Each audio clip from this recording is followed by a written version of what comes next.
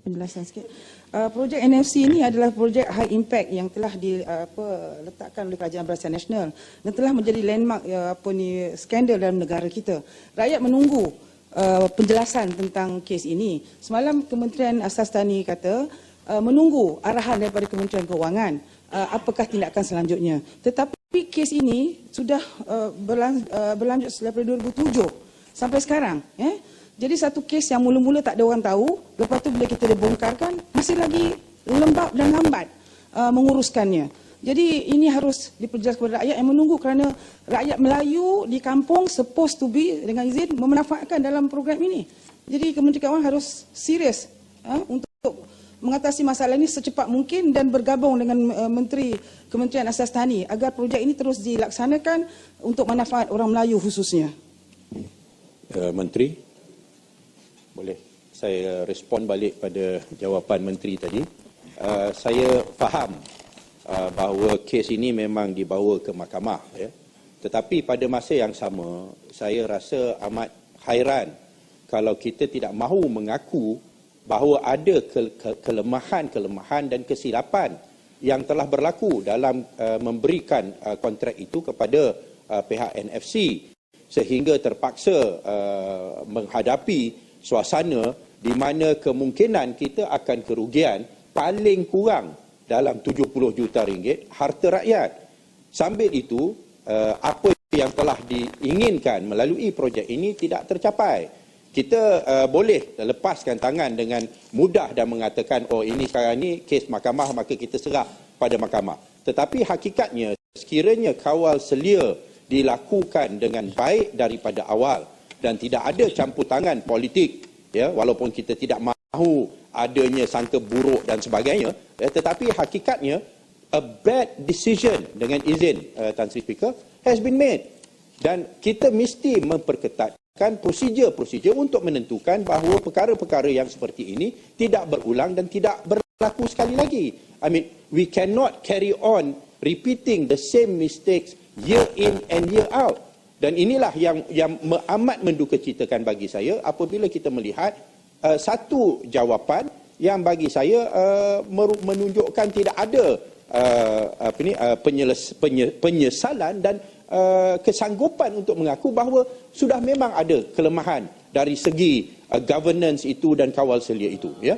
Lalu saya rasa perkara ini perlu juga diadres oleh Yang Berhormat Menteri. Terima kasih.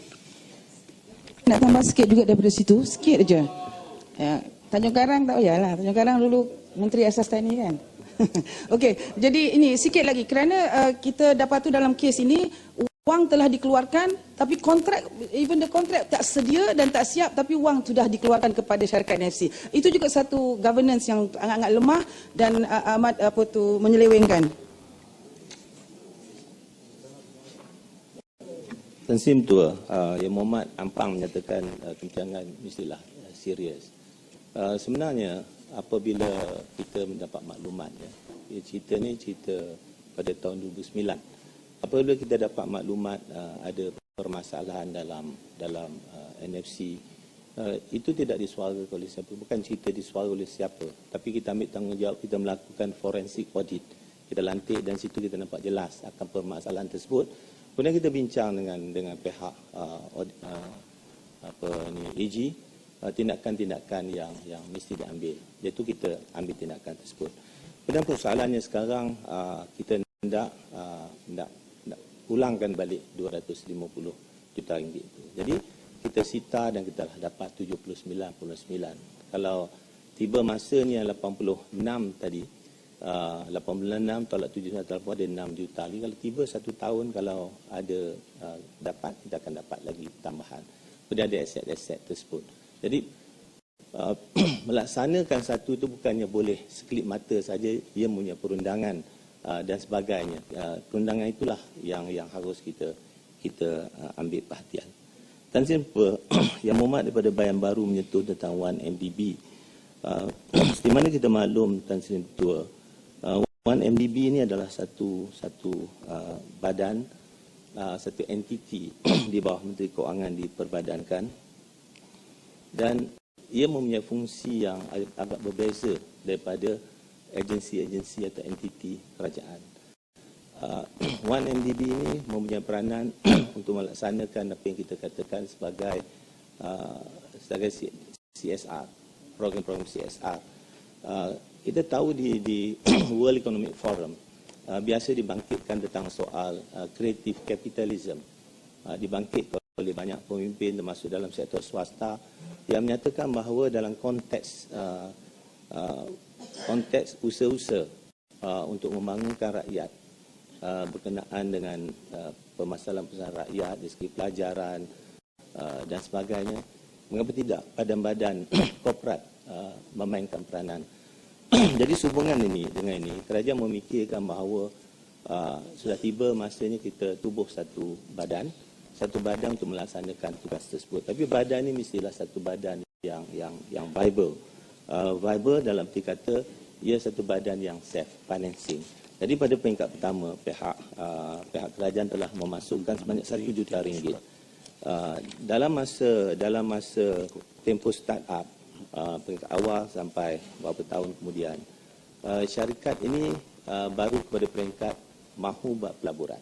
Jadi mereka buat pelaburan dalam Saudi Petro yang mana mereka dapat pulangan lebih kurang 400 juta ringgit pada tahun pertama, dan kemudian oleh kerana memegang saham dalam bentuk equity ini merupakan satu risiko yang tinggi, mereka telah memindahkannya kepada debt financing. Kemudian setahun kemudian dia keluar dan mendapat keuntungan 400 lebih juta ringgit juga. Kemudian syarikat ini oleh kerana konsepnya adalah konsep viability, jadi apa yang berlaku Tan Sri Ketua, syarikat ini telah terlibat dalam industri energi dengan izin melalui pembelian 2 IPP yang telah mereka beli, dan ini memberi pulangan 2 bilion lebih ringgit setahun kepada syarikat ini. Dan untuk memastikan syarikat ini berkembang mendapat pulangan lebih tinggi, syarikat mengadakan satu sistem yang berlainan untuk meningkatkan perniagaan dengan mengadakan hubungan G2G. Jadi di sini 1MDB telah pun mengadakan hubungan yang begitu baik dari segi GNG, terutama dengan Abu Dhabi, di mana mereka telah pun menubuhkan syarikat yang bernama Abu Dhabi Malaysia Investment Corporation. Jadi ini yang berlaku kepada syarikat tersebut. Isu yang dibangkitkan antara lain adalah berkenaan dengan Pandan Bangun. Ya. Terima kasih Menteri tentang penerangan yang diberikan tentang 1MDB. Saya diberi pengesahan melalui jawapan Menteri sendiri bahawa sebanyak 7 bilion wang 1MDB yang asalnya adalah daripada bond yang dijamin oleh kerajaan sebanyak 5 bilion yang menjadi modal awal 1MDB. Kemudian itu digunakan di dalam satu urus niaga dengan Petro Saudi seperti yang Menteri sebut tadi. Sekarang daripada pelbagai transaksi yang telah dibuat, 7 bilion wang itu sekarang berada di beberapa akaun di Cayman Island dengan izin di offshore center di Cayman Island.